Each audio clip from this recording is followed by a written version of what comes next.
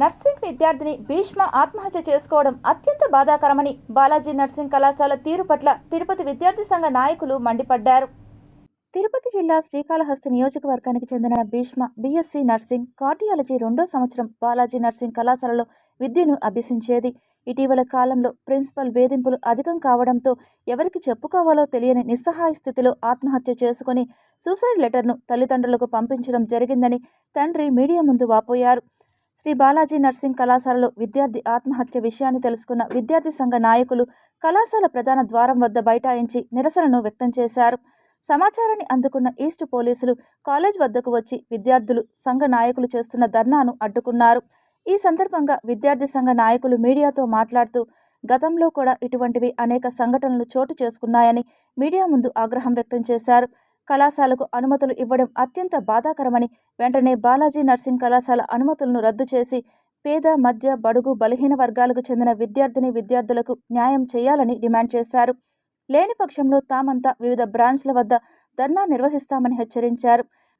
న్యాయం చేయాల్సిన కళాశాల యాజమాన్యం చోద్యం చూస్తూ పేద విద్యార్థిని యొక్క జీవితంతో చెలగాటం ఆడటం ఏంటని ప్రశ్నించారు. కూలీనాలీ చేసుకుంటూ బిడ్డను ఉన్నత చదువు చదివించాలని తల్లిదండ్రులను ఆశలను సైతం నీరుగార్చేలా బాలాజీ నర్సింగ్ కళాశాల యాజమాన్యం వ్యవహరించిన తీరు అత్యంత బాధాకరమని మండిపడ్డారు. అనేక సందర్భాలలో ప్రిన్సిపల్ తీరుపై కరస్పాండెంట్కి చెప్పినప్పటికీ ఏమాత్రం కూడా చలనం లేకపోవడంతోనే ఇటువంటి దుర్ఘటనలు తరచుగా బాలాజీ నర్సింగ్ కళాశాలలో చోటు చేసుకుంటున్నాయని, కాలేజ్ యాజమాన్యం తీరుపై అసహనాన్ని వ్యక్తపరిచారు. రాష్ట్రంలో విద్యార్థులు ఆత్మహత్యలు అధికమవుతున్నాయని, నిలువరించేలా ప్రభుత్వాలు చట్టాలు తీసుకువచ్చి ప్రాణాలను కాపాడాలని, లేకపోతే ప్రైవేట్ కళాశాలల యాజమాన్యాలు ఇష్టానుసారంగా వ్యవహరిస్తే భావి భారత పౌరులు కనుమూయాల్సిన దుస్థితి నెలకొంటుందని పేర్కొన్నారు. నర్సింగ్ చేస్తున్న ఆయన 20 సంవత్సరాల నుంచి చదువుతున్న ఆయన 2 సంవత్సరాల నుంచి చదువుతున్న ఆయన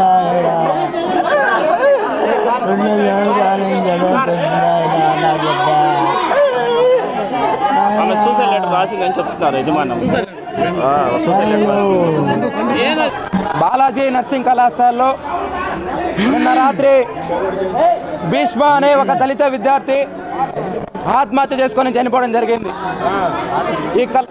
ఈ కళాశాల చైర్మన్ ప్రవీణ్ కుమార్ ఎవరైతే ఉన్నారో ఈయన కళాశాల స్థాపించిన నుంచి కూడా అనేక మహిళా విద్యార్థులపైన దురుసుగా ప్రవర్తించడం, లైంగికంగా వేధించినట్లు అనేక ఆరోపణలు వచ్చినాయి. కొన్ని సందర్భాల సాక్షాత్తు వీడియోలు కూడా మనకు దొరికిపోయిన సందర్భాలు మనకు చాలా ఉన్నాయి. ఈరోజు శ్రీకాళహస్తికి చెందినటువంటి ఒక దళిత విద్యార్థి ఇక్కడ మేనేజ్మెంట్ ఎవరైతే ప్రిన్సిపాల్ ఉన్నారో వాళ్ళు పెట్టేటువంటి టార్చర్కి, అదేవిధంగా శారీరకంగా ఫిజికల్గా ఉపయోగపడాలని చెప్పే విధంగా అమ్మాయిని మానసికంగా వేధిస్తున్నారు. ఆ వేదనకు తట్టుకోలేక ఈ అమ్మాయి సూసైడ్ చేసుకొని చనిపోవడం జరిగింది. ఒక వార్డెన్ కానీ మా స్టాఫ్ కానీ ఎవరూ లేరు. యాజ్ ఏ రెస్పాన్సిబిలిటీగా ఇక్కడ ఈ కాలేజ్ అమ్మాయి హాస్టల్ అమ్మాయి రెస్పాన్సిబిలిటీ అనేది ఉంటుంది. ఒక్క స్టాఫ్ కూడా అక్కడ లేరు. హాస్పిటల్ దగ్గర వదిలేసి వచ్చేసారు. అది తెలుసుకోవడానికే కదా సార్ మేము ఇక్కడికి వచ్చాము. అది మాకు తెలీదు.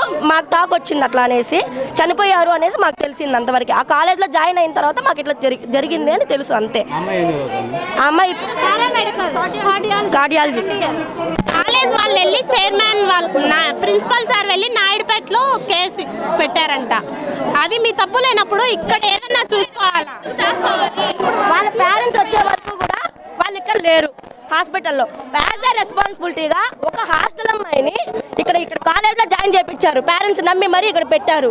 పెట్టినప్పుడు మీరు ఏం చేయాలి? న్యాయం చేయాలి.